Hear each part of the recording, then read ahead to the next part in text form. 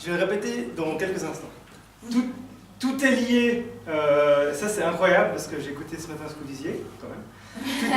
Tout est lié, il y a une perte de lien avec le religieux, avec la foi et la spiritualité, et puis toi tu disais l'importance des communautés, c'est des choses qui vont se retrouver dans mon document aussi.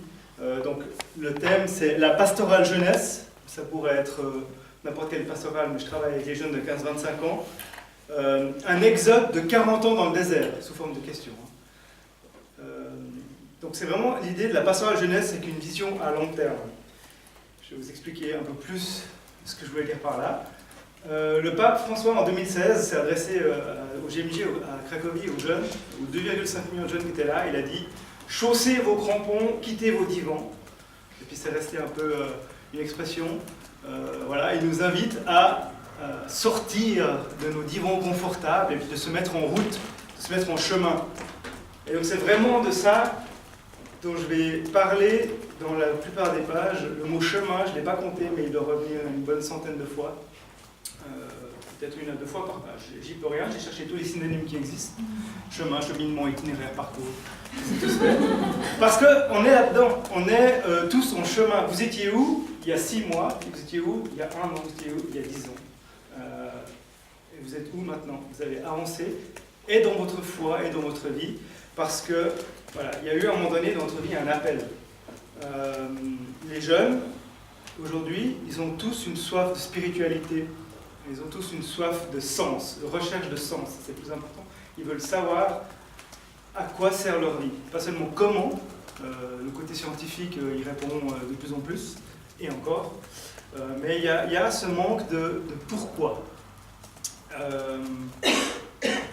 Donc je vais vous amener au désert maintenant. On va partir peut-être pas pour 40 ans, mais pourquoi le désert et pourquoi l'exode? C'est parce que Dieu nous y attend. Dieu se révèle à nous et j'avais besoin de cette dimension à long terme. J'ai cherché qu'est-ce qui dans la Bible exprime un accompagnement des jeunes, parce que c'est quand même le côté pastoral jeunesse qui est important. Il y a les jeunes qui marchent, il y a nous qui chemillons, mais il y a aussi le côté guide et le côté accompagné. Donc j'ai pensé d'abord aux disciples d'Emmaüs, mais je n'avais pas envie de ce texte pour diverses raisons. Mais entre autres, ce qui me manque, c'est que, alors certes Jésus accompagne les disciples sur un bout de chemin, il leur parle, il mange avec eux, mais il me manque la vision long terme, la durée. Parce que le chemin avec Dieu, c'est quelque chose qui est long. Du coup, j'ai pensé aux 40 ans dans le désert, et puis je ne pensais pas tomber sur autant de choses, mais j'ai fait un tableau de 2 pages qui peut exprimer un peu la comparaison entre le chemin d'Israël et puis les jeunes. Je vous la fais rapide, mais le peuple, il est esclave de Pharaon, et puis nous, les jeunes, ils sont esclaves, nous aussi, hein. Il ne faut pas que je parle des jeunes sans nous exclure. Les jeunes sont esclaves de quelque chose aujourd'hui, voilà, peut-être se poser la question de qu'est-ce qui nous empêche de grandir, parce que finalement, l'esclavage, on voit au début d'Exode, le but de l'esclavage, c'est d'empêcher de grandir.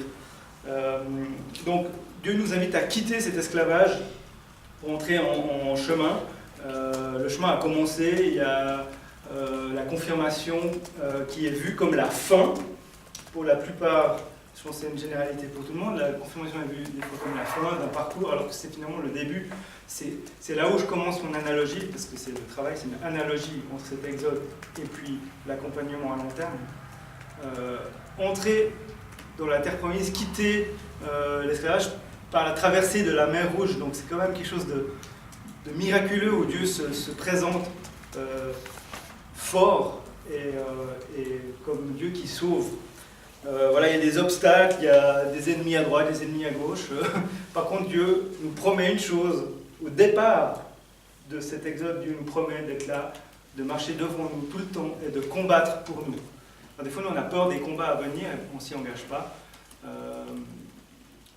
le dis plus tard, les jeunes, je ne sais pas encore quelle est la valeur pour eux, mais Israël a passé 40 ans dans le désert alors qu'ils auraient pu rentrer nettement plus vite dans la terre promise. Mais il y a un peu, Dieu leur dit, vous avez eu peur d'entrer, il y a des ennemis, des méchants, donc du coup vous allez errer pendant 40 ans dans le désert. Mais ce n'est pas une punition, c'est le temps de grandir et de maturer dans la foi. Il y a tout plein d'étapes, et c'est là où moi j'ai envie de présenter aux jeunes ces étapes. Ma partie pratique sur le terrain, c'est que j'ai envie de proposer une étude aux jeunes qui sont là, il y en a quand même, 5 soirées d'animation biblique où je vais leur parler de l'Exode avec cette analogie en tête. C'est-à-dire que je vais leur dire, voilà, on parle de nous, là, on est en train de parler de nous. Et ces 5 étapes, c'est des étapes qui sont, je ne les ai pas inventées, elles sont là dans le texte, et puis c'est des étapes de vie. Moi aujourd'hui, ce texte, il m'hallucine à quel point il est valable encore aujourd'hui pour nous. Donc il y a cette histoire de quitter la servitude, c'est la première soirée. La deuxième soirée, c'est qu'une fois qu'ils ont traversé la mer Rouge, qui est quand même un miracle qui est censé leur donner confiance que Dieu agit pour eux, ils se retrouvent, ils ont faim, ils ont soif dans le désert. Et ben Dieu, il nourrit. Il y a la manne, il y a différents récits où il fait jaillir l'eau d'un rocher, il y a de l'eau amère qui devient potable. Donc Dieu, il s'occupe de nous donner tous les besoins pour ce chemin sur lequel on s'est engagé. Et pourtant, le peuple d'Israël n'arrête pas de se plaindre. Puis nous ne sommes pas du tout des gens qui nous plaignons. Je ne regarde personne, mais elle a fait un sourire toute seule. Nous ne sommes pas des gens qui nous plaignons, n'est-ce pas? Oui, effectivement, Dieu nous donne ce dont on a besoin, mais des fois nos besoins, on les cherche ailleurs. Et la manne, le texte de la manne, je ne peux pas aller dans tous les détails, mais le texte de la manne, ce qui est fort, c'est que le Seigneur dit bien que la manne sera éparpillée partout, et les gens doivent sortir du campement pour aller la chercher, cette nourriture. Donc ça ne nous est pas toujours tout servi sur un plateau, il faut aller vers les périphéries. C'est intéressant, comme quoi tout n'est pas inventé tout le temps. Bon, on est en marche, on a faim, on a soif, Dieu nous nourrit, il nous abreuve, on a confiance, on grandit en confiance avec lui, on se met en route, et Dieu nous donne les règles de vie, le décalogue. Le décalogue qui sont vus comme des interdits, qui sont peut-être plutôt des barrières pour nous empêcher de tomber dans le ravin qui est de l'autre côté.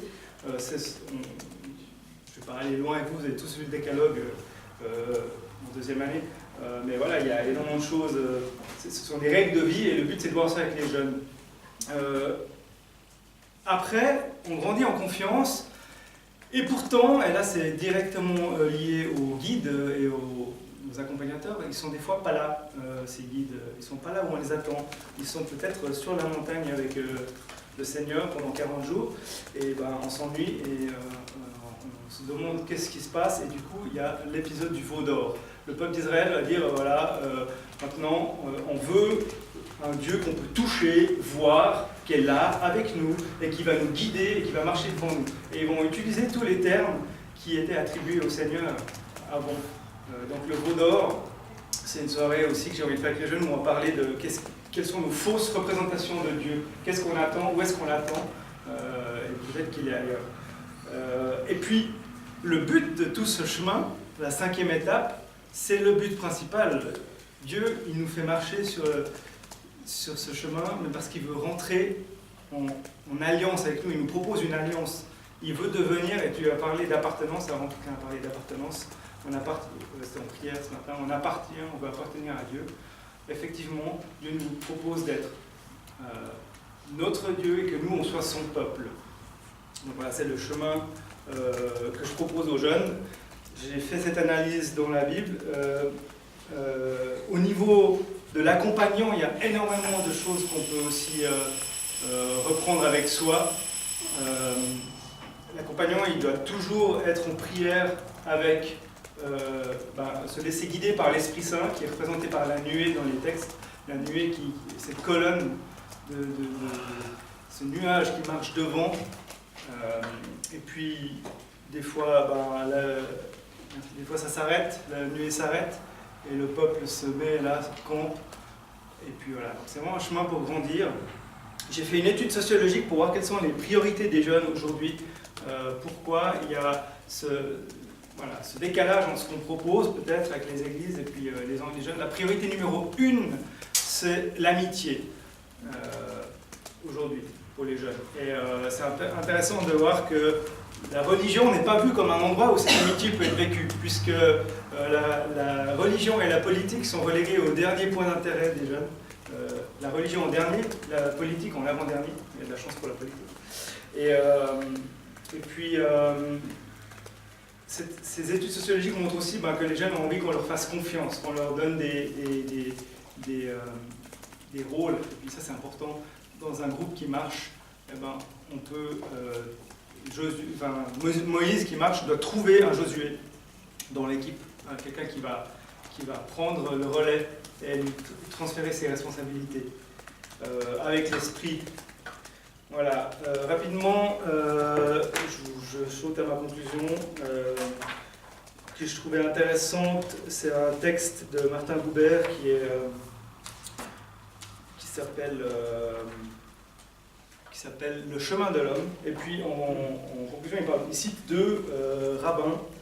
Et puis je trouvais intéressant comme guide de ne pas déléguer, de ne pas se prendre trop la tête. On doit vraiment suivre Dieu. Et puis il dit: alors qu'il était déjà vieux et aveugle, le sage Rabbi Bounam disait un jour: je ne voudrais pas échanger ma place contre celle d'Abraham, car quel serait l'avantage pour Dieu si le patriarche Abraham devenait comme l'aveugle Bounam, et si l'aveugle Bounam devenait comme Abraham. Mais surtout, ce qui est intéressant, c'est la même pensée a été exprimée avec une insistance plus grande encore par Rabbi Zoussia, qui disait peu avant sa mort: dans le monde qui vient, la question qu'on va me poser, ce n'est pas pourquoi tu n'as pas été Moïse. Non, la question qu'on va me poser, c'est pourquoi n'as-tu pas été Zoussia.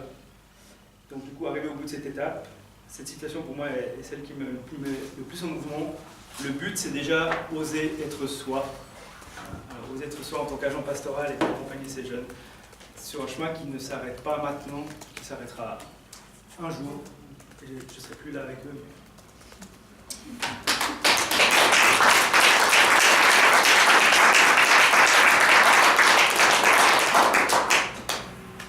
Allez, 10 minutes.